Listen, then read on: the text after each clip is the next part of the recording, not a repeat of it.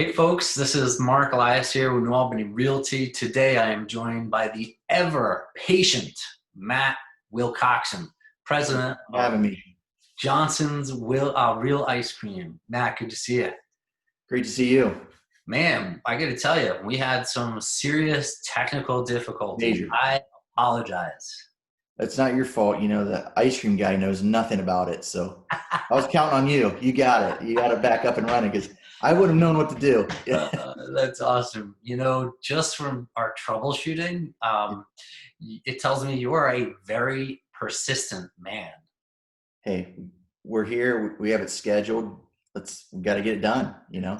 Does your wife tell you that? Do your employees and colleagues tell you that in business you're like extremely tenacious? Yes. When we're set to do something, we're going to do it and it's going to happen, you know. So That's awesome. I think that you need to be in any business. I mean, there's no way you could be a fourth generation business owner without just being gritty. right. That's right. Well, you know, growing up, that's how I learned. I mean, my grandfather, working with my grandfather and my dad, they worked every day, all hours of the day, do what you have to do. And, you know, you grew up in a generation like that and it still carries on you still in the back of your mind, you know, Yeah. you got to make things work. The wheels have to spin, you know?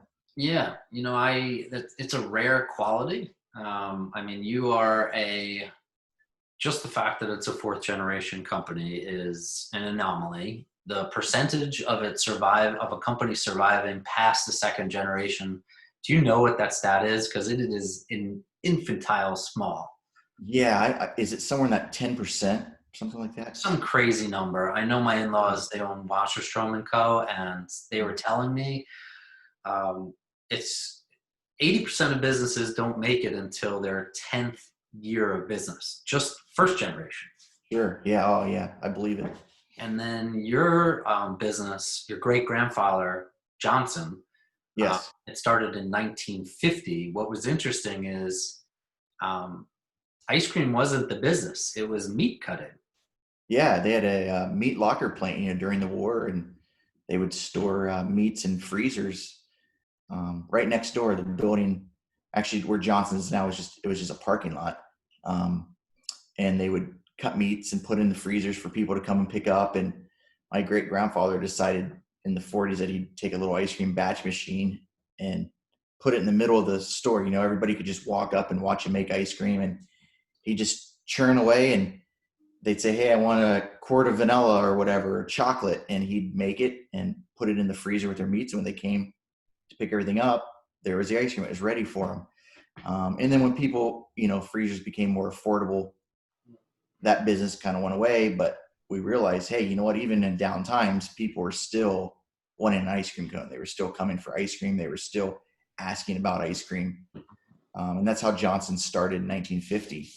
You know, they built a small little 10 by 10, barely. I mean, you could barely stand in the building, just a little walk-up area. In fact, we still have our original walk-up windows, the section of the building. You know, and over years, they've just built around that and added on to the building. But there's a lot of history there. And with everything going on now with COVID-19 and all that, we've opened those windows back up just for social distancing to keep people out. It's amazing to me, the number of stories that people come and say, "Hey, I remember when I was growing up, this is where I got ice cream." And, you know, now people are lined up and they're lined out to the streets, and it's a whole different diet, you know, just feel of the business. You know, now we're running the inside, which that's the only part we used to do. And now we have the walk up part. So we have more staff, but it's actually, it's fun. I mean, everyone really enjoys it. It's, you know, throws back to that history and the old wood windows, opening them up, you know, and being able to serve customers. So I love that. I think that that type of, you know, walk up experience, there are so few businesses that you can walk up to a window and it's the window, it pulls across, you're immediately blasted by the scent and the aroma of all the various ice creams. You got the menu. I mean, that's a very like classic kind of old school Oh yeah. process. And you know me, what's going through my mind is like, man, we're opening those windows and all the air conditioning's going out. You know, Yeah, that's just right. I'm like, oh man. But hey, you know what? It didn't make any difference back then, and now we're just doing what we have to do to serve customers. You know, so Yeah. you got plastic cold air, and you know, and then the employees inside are saying, oh man, it's so hot in here. I was like, yeah, you know, we're just got to take care of the customers. You know, Right. whatever we need to do. Meanwhile, as a business owner, you're seeing dollars and cents in air conditioning just like streaming Right out out the through the window, window. literally. Yeah. So how do you come up with these seasonal flavors? I know like in May it was it lemon cha-cha?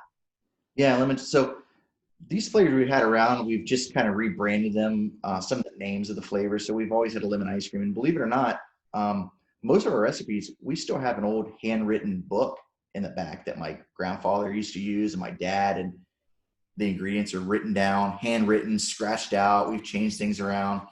So a lot of the ingredients we can still source still, believe it or not. We still have some of the same suppliers. They may have sold to other companies, but you know, we've been able to maintain that kind of that hometown, still original recipes for most things, most items. So coming up with flavors, we have a massive, I mean, over the years, I mean, we have so many different flavors. And then there's new trends. You know, our suppliers come to us. We have customer feedback, say, hey, why don't you try this? We listen to our employees, everyone, you know, but a lot of it's just, you know, watching trends and seeing what they're interested in. I've always been a mint chocolate chip guy. Yep. And is that just one of the mainstays? Chocolate, vanilla, like what are the other mainstays? Yeah. Vanilla, chocolate, believe it or not, strawberry, mint chocolate chip, cookies and cream, cookie dough. You know, those are butter pecan. You know, those are the main stays. And then now we've, you know, evolved into other things. But lemon's been around for quite a while. It was just lemon ice cream. We named it lemon cha-cha.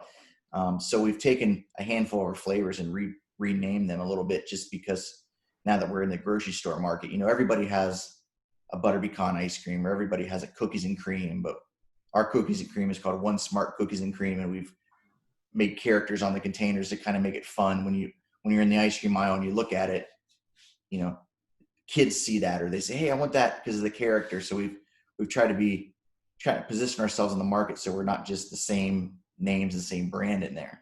Yeah, I love And the it got wall. carried into our store. Yeah. In New Albany, there's that whole wall Yes. that's a mural, or like it's got, I guess what would it be? It's like imagery that describes some of the flavors in caricatures, Yes. but the caricatures are doing things and they're, how do you even explain it? I just know it makes me smile. What That's was really it? cool that you picked up, you know, more and more people picked up on that. But it's really neat that you done that. But our artists came up with that idea and you know, like cookie dough is rolling in the cookie dough. So they incorporated that character in a bank setting on the wall in the mural, you know. Um, you know, we have coffee and the cool beans and is our coffee ice cream now, but you know, they're playing in a band in the city. So it's kind of like a city that brought all of our characters kind of together to be part of that community, Yeah. which is what Johnson's is, you know, we're part of community. So it's a way of branding that we worked over the years just to kind of come up with something a little bit define us and who we are and what we do. Yeah. And Your definitely very family friend, kid oriented. your footprints are, like, the locations of your footprints are impeccable. They are, like, I'm a realtor. Those couldn't be chosen any better. I mean, the New Albany one is just positioned Yeah. perfectly on a small strip near Hudson 29, facing all of this foot traffic. It's the center of the strip where you could probably see it most prominently. Sure. Um, And the and then new you have Rose Run Park has been amazing. You know, that was a reason, you know, when you're in the ice cream business, one of the things you really have to watch is, you know, real the rent, what rent costs, because it doesn't matter how good your ice cream is, you know, winter comes, you know, and people just don't think ice cream. So that's why we kind of try to find a smaller footprint. And that New Albany was perfect because it actually overlooks the park now. And the point is to bring the community into that area and the library. So it really worked out great for us at the spot. Yeah, I mean, now with that Rose Run Park connecting the school right Mm-hmm. over Rose Run into the commerce area, I mean, it's like kids are going to go to Mhm. Starbucks, Wits, Yep. Johnson's. Those are the three places they're going. And True. when I think of kids, I think of like older high school kids because most of them are the ones that are coming across into that area. What differentiates you folks from Wits? Because I've had both, and I Mhm. don't even know how to describe what the difference is. Wits is a custard, so it has egg in it. We don't use any Got egg it. in our product. Got it. And our product's a higher butterfat product. Both are unique in their own way. I mean, we both do very well in what we do. Um, that's just really the difference in the process of, the process of making ice cream is somewhat similar. You start with the outside of the freezer is cold and you have blades in there that just scrapes the ice cream. Ours is just kind of a bigger, faster process. But, overall, it's just incorporating different ingredients. So that's the biggest difference in the two is just, the egg Yeah. content. Okay, that's a good learning for me. Yeah. Yeah. I know that um, pretty much almost most of the time, my son and I are out doing errands, and I have one-on-one time with him. I will show up to Johnson's, and he'll say, "Ice cream?" I'm Yeah. saying, "Yeah, we're going to get ice cream." And the biggest smile is on his face. We sit outside. We That's great. don't sit on the chairs that are at the tables outside. We sit on the brick wall. I don't know why that's a pastime. The wall has become the place to sit. And, the city of New Albany, actually at the Heights Center at the end, there's that patio space, really nice fire pit, Yeah. lots of seating. It's open for our guests to use at any time, but it's that seating wall. It's that wall that everybody likes to just sit on and talk, and you can see everybody that's coming and everyone, New Albany being the community that is, everybody, somebody, everyone knows somebody in the community, and you get that connection of when people are coming into Johnson's and they see on the wall, or, that wall became a thing that we debated. We thought, well, it's either going to be good or bad. It's turned out to be probably one of the best things ever because again, that's where everyone goes. Everyone sits on it. So. That and also it's free advertising. The experience of watching someone eat ice cream only makes you want ice cream.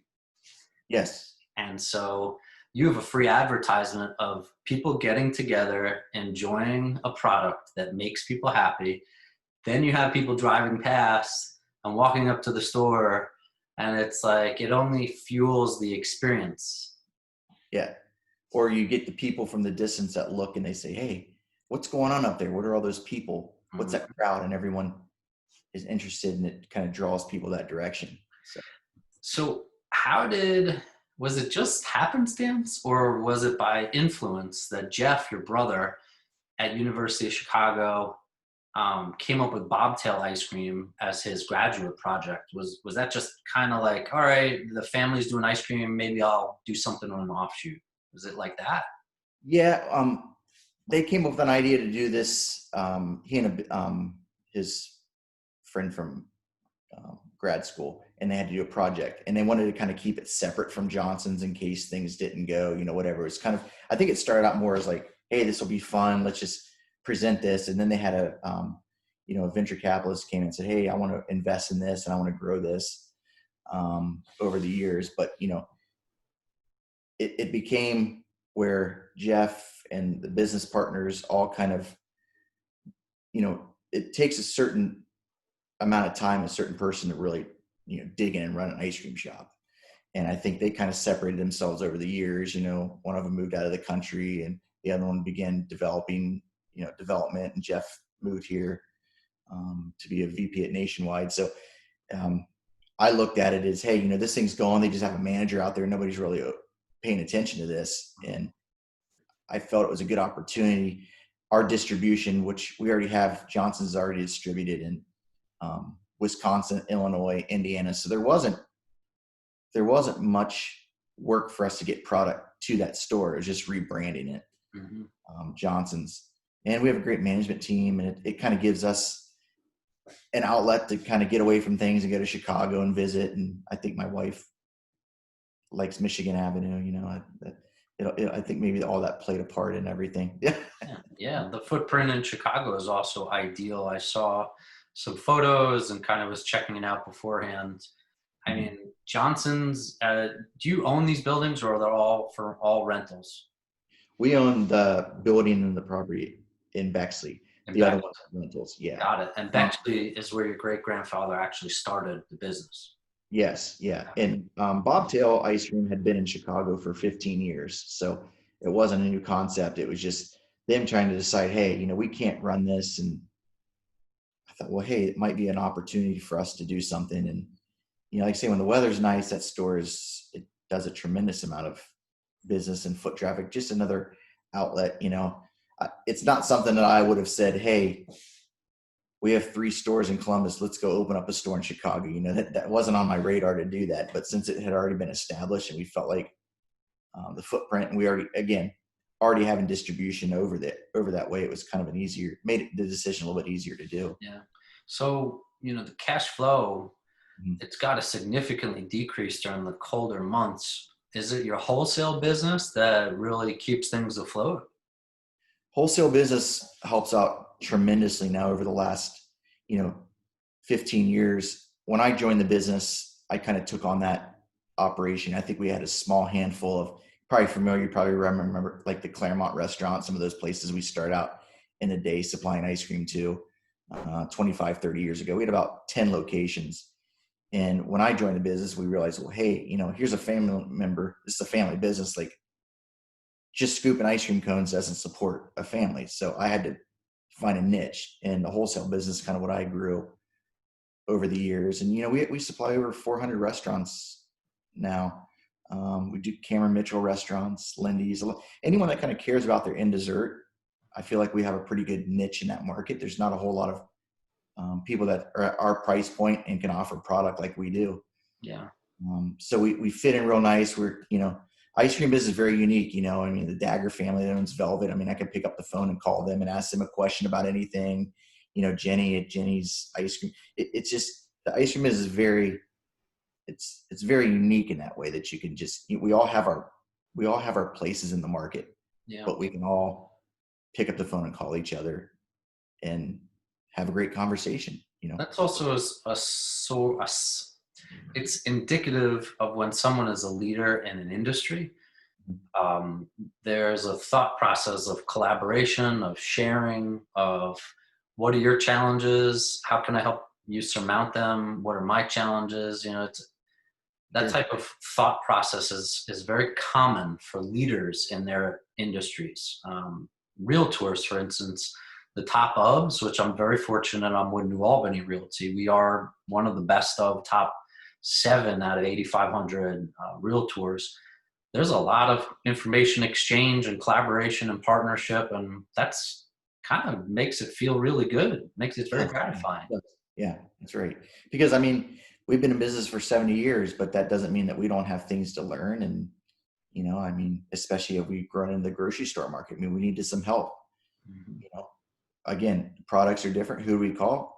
We call our friends at those, the other ice cream companies. Hey, Johnson's is here, labeling requirements. There's a lot of stuff involved in that. So again, the ice cream the ice cream business is very unique in that way that everybody knows each other, and it's friendly competition. It really is.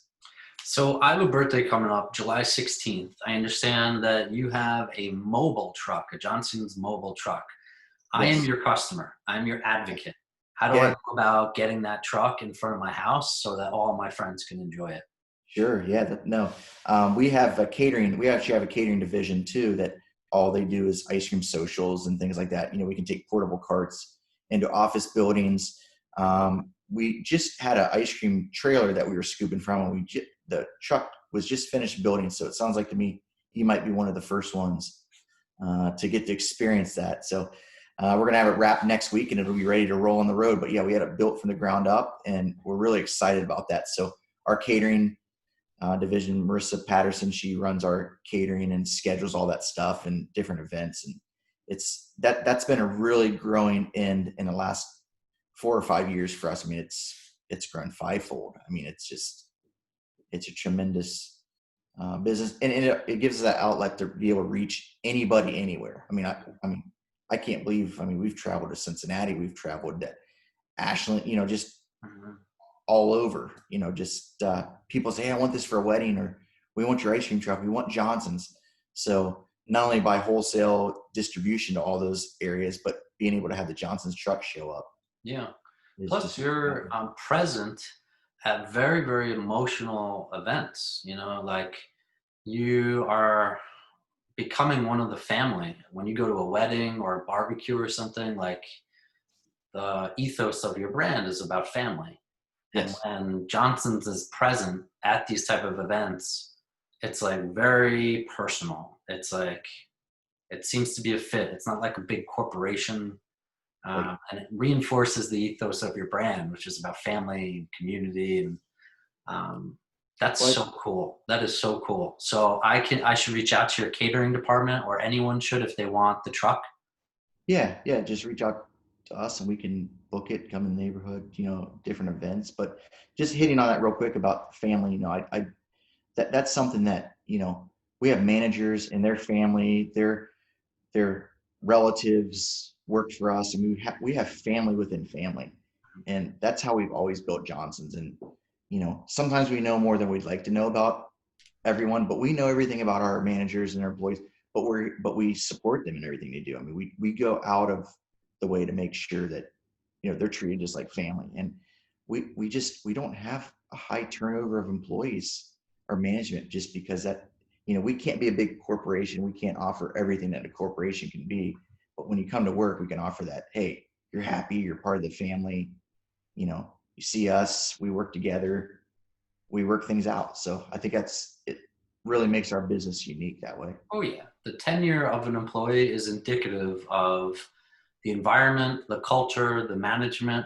If you get those things right, culture in particular, there have been studies and I've read about it pretty in depth. If you get culture right, the customer experience is exceptional. Yes. Four Seasons Hotel is a great case study. Google, Facebook, when Facebook was a little bit smaller. But when you get culture right, the customer experience is exceptional. And how you create a good culture, that's kind of tough. It comes with honesty, authenticity, being human, being not being the boss all the time, being like grounded. Sure. Listening to you. I mean, listening, but also, I don't claim to know everything. I mean, I've learned a lot just from the changes and stuff from our employees, and letting them know that, hey, I expect that and I respect it. Both. Just the ideas and coming up with where our next step is and what the next moves that we make as a company, as a Yeah. family. Yeah. So you got this mascot, Scoops. I'm curious to learn, what are the tryouts? What are the prerequisites to become the mascot? I think I want my kid to try out. Yeah, well, Scoops, we have to rework Scoops a little bit, because Scoops was our mascot, but we realized that I think last year, for the first time in the heat and the humidity, we realized when you're in Scoops, you can Pass out. we can almost lose employees. So Scoops makes it not on the hot days. Let's just say that. That's funny. Okay. Yeah, See, but you're the going to need mascot, an air conditioning unit. we've tried to come up with something. It's the way it's made. We're rethinking that a little bit of how we can come up with a little bit better program. But it's fun. Scoop shows up, especially at different events, and even in Bexley, at the different things they have all year, different times. Scoops will show up. So Do you have any partnerships with sporting events and arenas? It would seem like, I don't know, that just would be a layup for people to have that like down good, wholesome, local product ice cream. Do people eat ice creams at sporting events? they do. The issue for us is we've been approached by several of them. I mean, several of the big events, but a lot of times it comes down, quite frankly, it comes down to money. Our pockets aren't deep enough to everything that it takes to, you know, you can't necessarily just go in and serve ice cream. There's a big upfront cost of being there, and it's not a niche for us. I don't know that certain sporting events that people really, when I've been to them, I've thought about that. how much ice cream do people eat? And it just depends on, I guess, which arena or where you are, Mhm. what sporting event. I know we've done baseball tournaments too, and it's kind of funny because people don't want their kids eating ice cream until the very last day when the coach is handing out rewards, God. awards.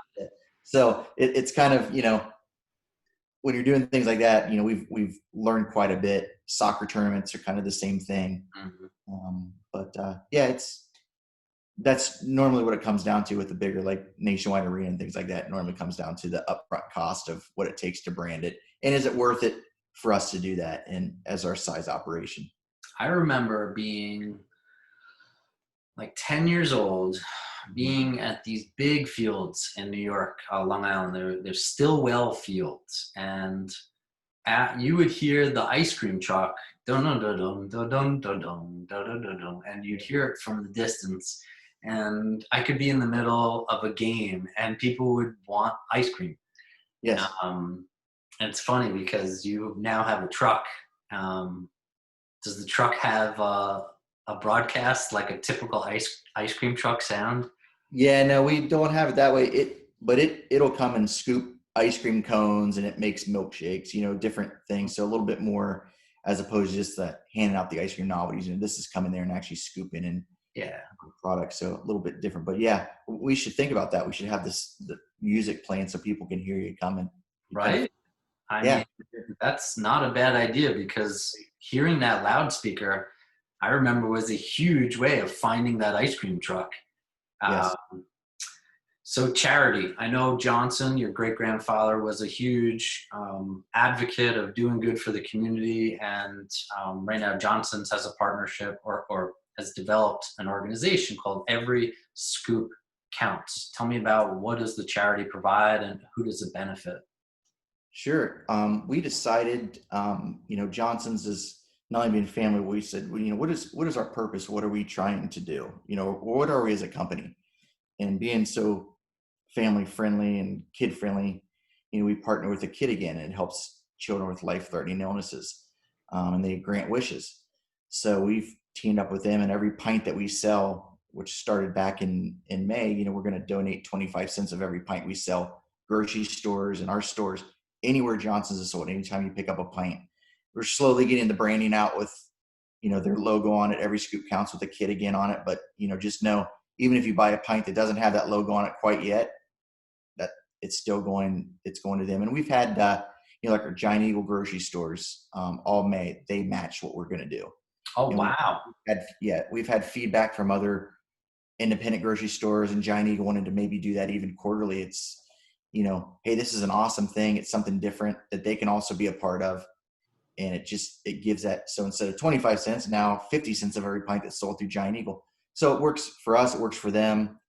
We're still working out the branding and just getting everything out, getting the message out there on that. But it has officially started, and we expect a pretty good.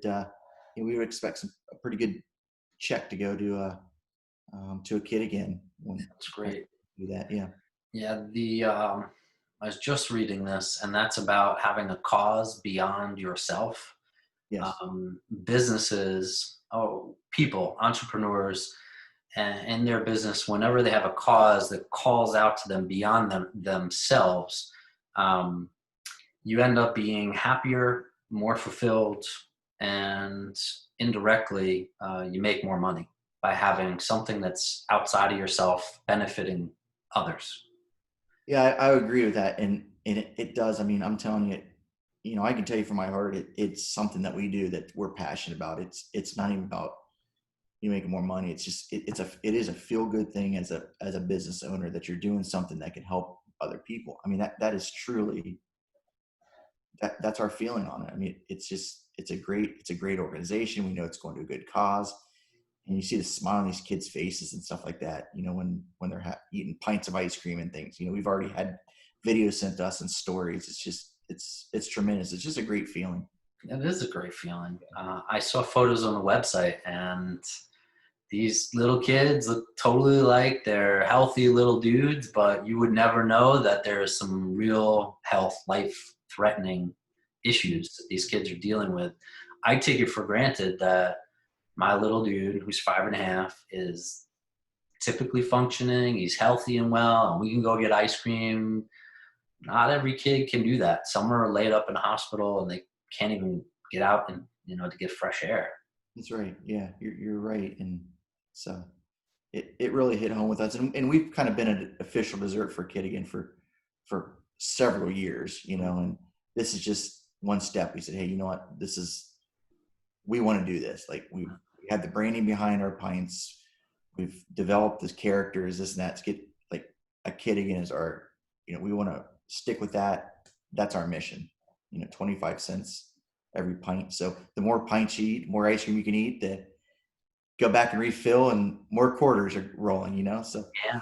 So are you the guy that in your social circles, people are always like, Matt, you got to bring XYZ ice cream. Like, is it just a layup that you're the guy who's bringing ice cream? I'm usually the guy bringing ice cream. I'm usually the guy that what I'll do is when it's time for dessert, sometimes I'll just kind of like drift away a little bit, because if not, I'll be scooping the ice cream too, which is okay. But usually the call is still out and I can hear it, and I can be in a basement somewhere. I can hear Matt and they're calling, and I know what it's about. I can't hide. It's going to happen. You're the ice cream guy. So and you make people happy. You're like bringing it and scooping it. There's no way around it. You're like the modern day Charlie and the Chocolate Factory. You're the what's his name? I don't know his name, but the guy who owns the factory. Charlie and the Chocolate Factory. Right. Yeah, I can't think of it either, but Gene Hackman? Gene Hackman, I think was it. Yeah. Yeah. You're that guy. So you own it. Anywhere you go, people they associate you with happiness and that's right. Ice cream, and man. They do. And you never show up empty handed. I mean, you have to bring ice cream. If not, you'll hear about it. It's just something you don't do, That's so you go to a party, you go somewhere, you bring ice cream. Yeah. Do you know, like, each of your friends' tastes where you got it down? They like specific flavors? Oh yeah, they let me know too, and yeah. A lot of times they'll put in a request. Hey, in case you're bringing ice cream, bring this flavor. So. And who tests? Do you have any taste testers? Yeah, we have our production team, and we test things. I'm involved in that. We have a group of people that we sample out, and also our customers are good testers. So we'll develop a flavor. We might think it's right, give it to the customer, best feedback you can get.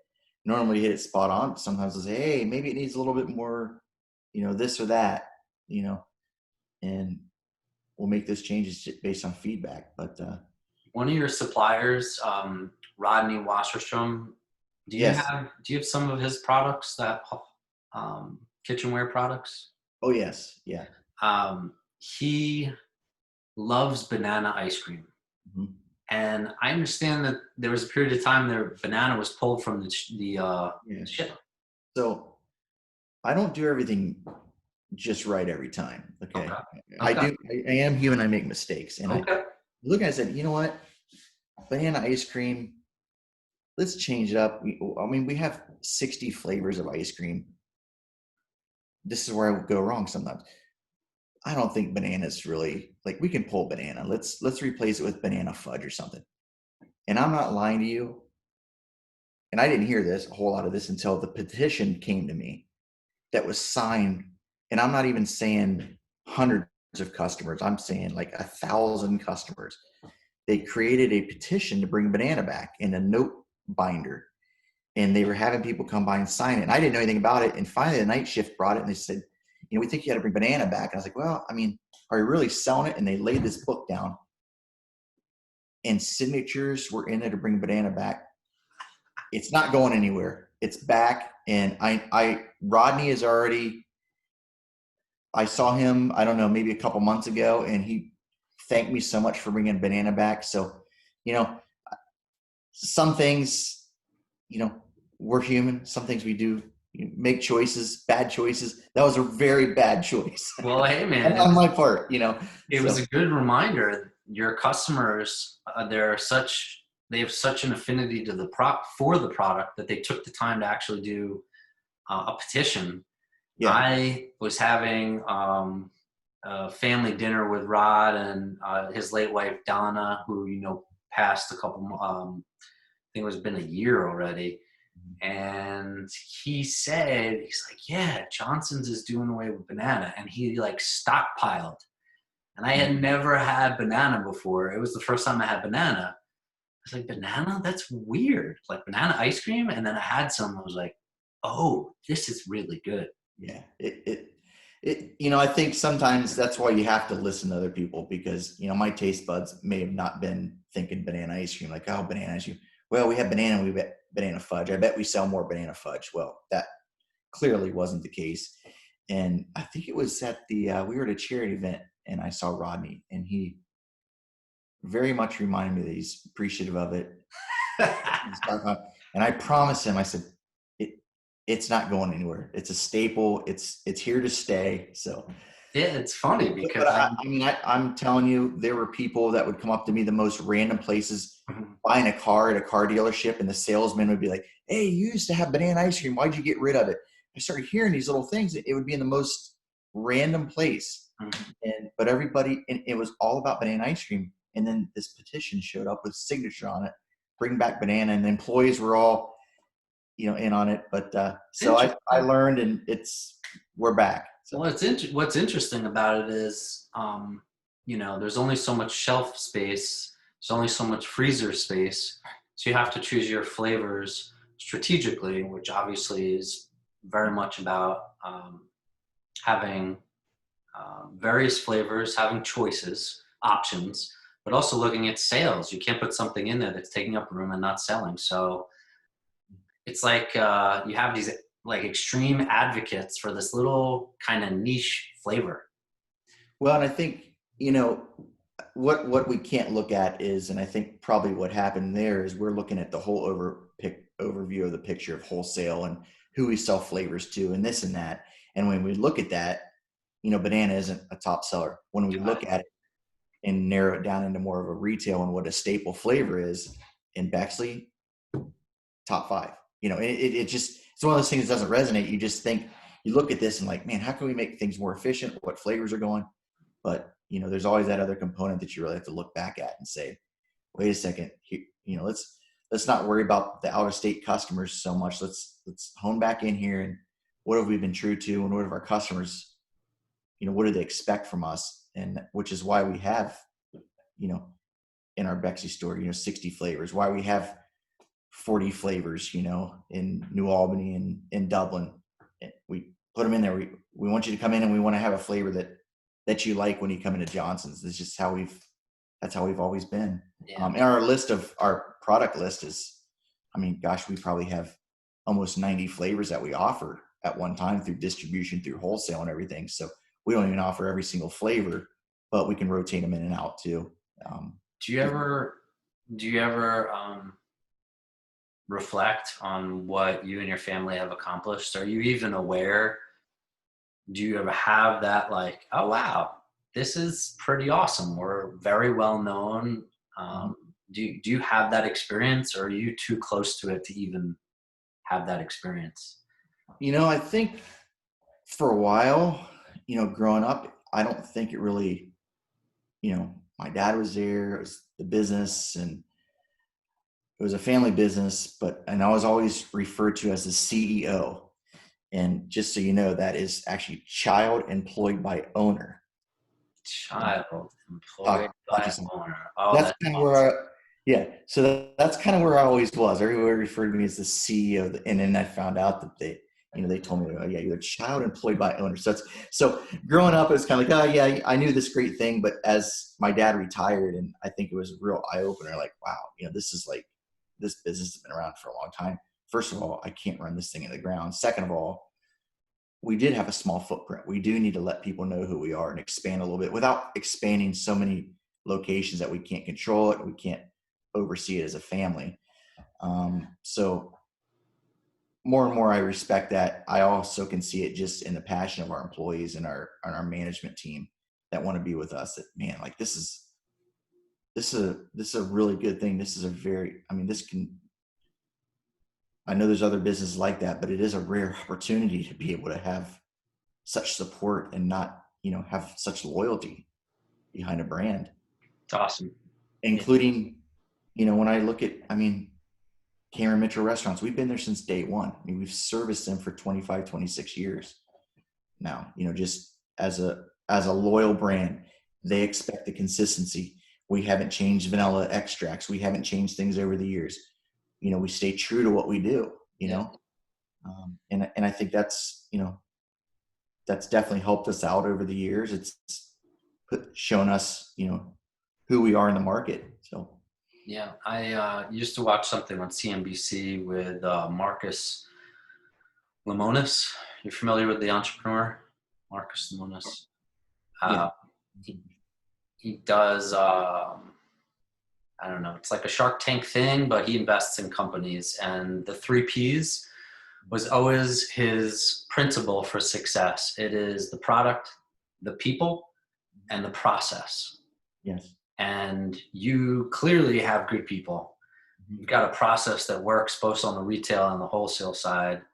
And the product is awesome. I have gained my COVID-19 from Johnson's alone. So Yeah. I'm sending you my bill for my Height Center gym membership, Matt. There you go. That's right. Yeah. Yeah. We have a stack of those. Don't worry. Yeah.